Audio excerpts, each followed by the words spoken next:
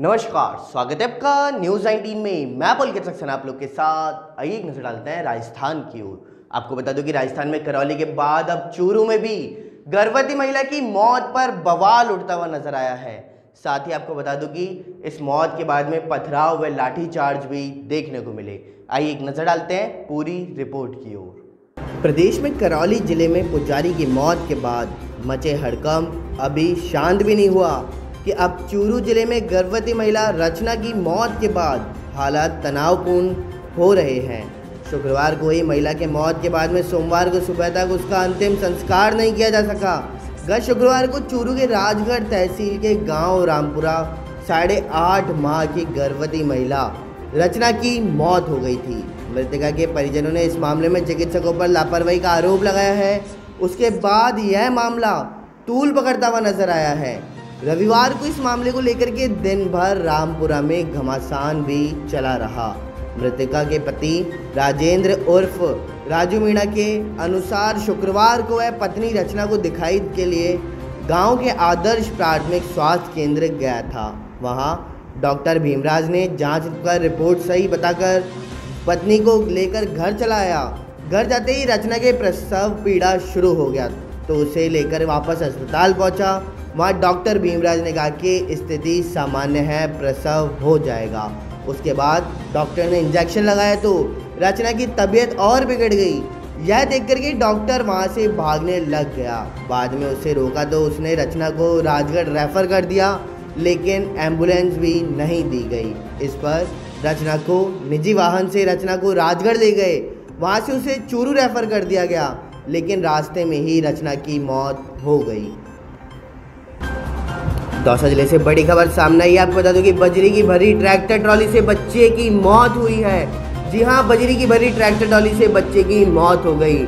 आपको बता दूं, थाना लालसोट क्षेत्र की ग्राम पंचायत महाराजपुरा के गांव विजयपुरा का यह मामला है। जी हां, ग्राम पंचायत महाराजपुरा के गांव विजयपुरा का यह मामला है।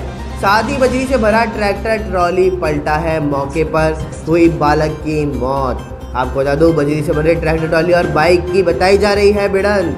जी हाँ, ट्रैक्टर ट्रॉली और बाइक की भिड़ंत बताई जा रही है। साथ ही साथ ग्रामीणों के अनुसार घटना आज सुबह 6:30 बजे की बताई गई है। ग्रामीणों के अनुसार मृतक बालक बैरवा जाति निवासी रूंगटी का बताया जा रहा है। साथ ही घटनास्थल पर मृतक का शव रख ग्रामीण कर रहे हैं प्रदर्शन। क्षेत्र में अवैध बजरी के चलते पुलिस प्रशासन के खिलाफ भी नारेबाजी की जा रही है। जी हां, पुलिस प्रशासन के खिलाफ नारेबाजी की जा रही है। आपको बता दूं, पुलिस ने मृतक के परिजनों को सूचना देकर के मृतक के परिजन पहुंचे हैं घटनास्थल पर। घटनास्थल पर पहुंचे पुलिस के आला अधिकारी भी। आइए एक नजर डालते हैं कोरोना वायरस की ओर। आपको बता दूं कि पिछले 24 घंटों के अनुसार कोरोना वायरस के 66,732 लोग नए सामने आए हैं। लेकिन वहीं अच्छी खबर यह सामने आई है कि इसमें पिछले 24 घंटों में 70,195 लोग सही होते हुए भी नजर आए हैं। लेकिन अभी कुल मिलाकर के आंकड़ा 71 लाख के पास पहुंच चुका है। आइए एक नजर डालते हैं कि कहां पर कितने कोरोना संक्रमित के सामने आए। भारत में कोरोना वायरस से संक्रमित लोगों की संख्या 71,20,732 लोगों की कोरोना रिपोर्ट पॉजिटिव आई है। वहीं इस दिन 70,195 लोग रिकवर भी हुए हैं। 816 मरीजों की मौत भी हो गई।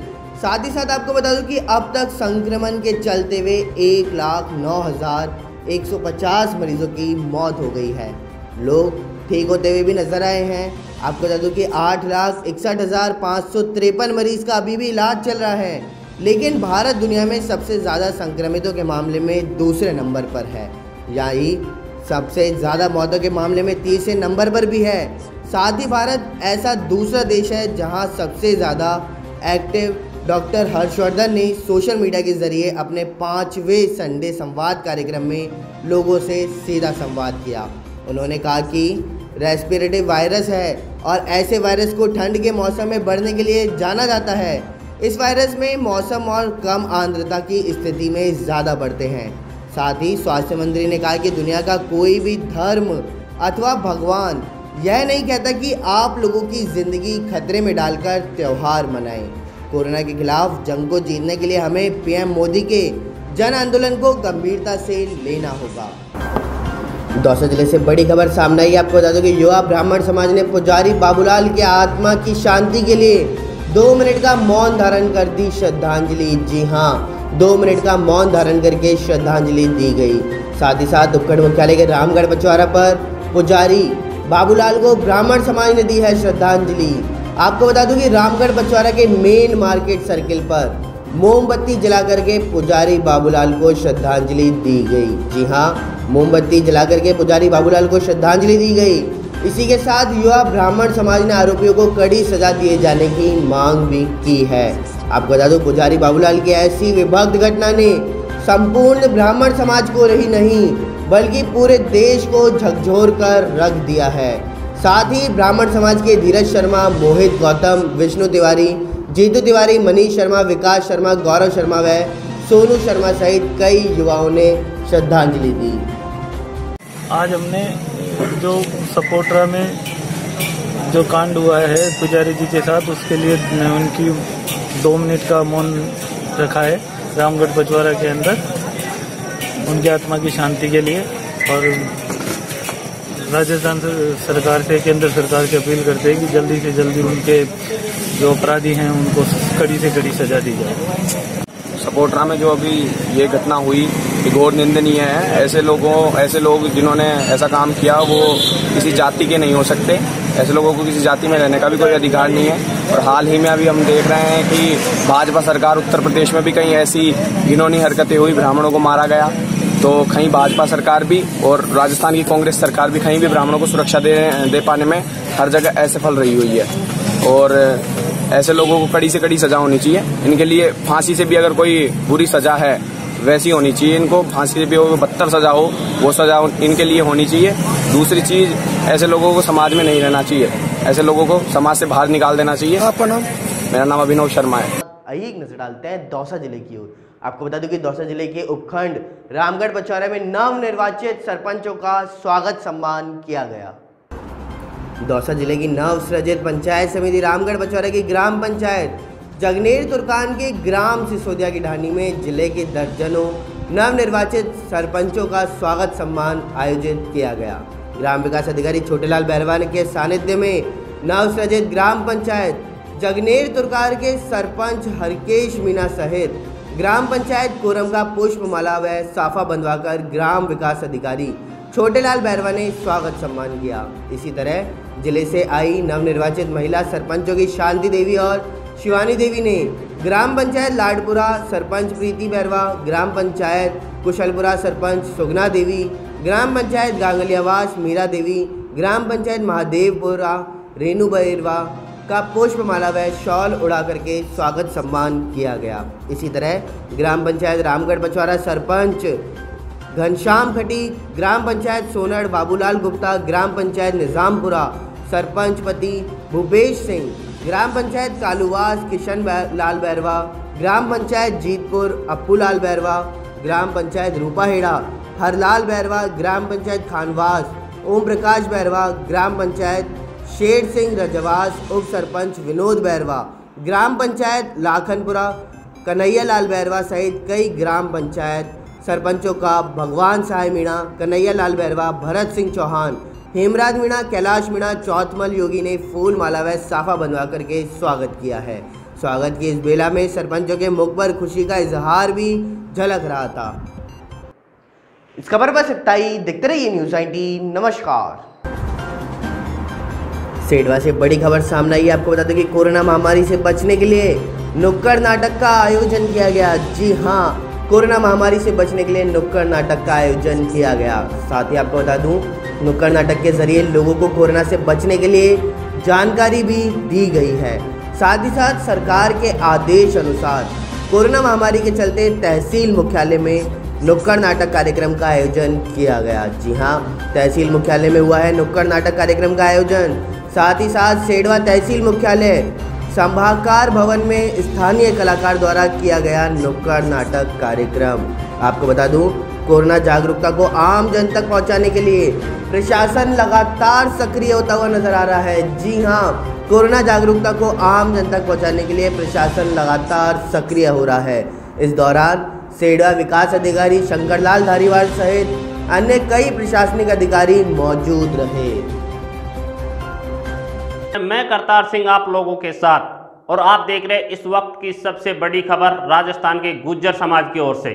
गुज्जर समाज में आक्रोश देखने को मिल रहा है। पिछली सरकार ने गुज्जर समाज को 5% आरक्षण देने का वादा किया था, वो वादा सरकार पूरा नहीं कर पाई। इसे देखते हुए गुज्जर समाज के आरक्षण संघर्ष समिति के संयोजक डॉक्टर किरोड़ीलाल बैंसला ने 15 दिन का समय दिया सरकार को।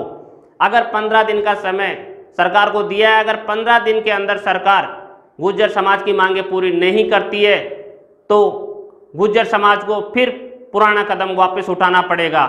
इसकी जिम्मेदारी राजस्थान सरकार की होगी। कहीं ऐसा नहीं हो कि राजस्थान सरकार को इसका भुगतान भरना पड़े। आइए देखिए एक रिपोर्ट की ओर।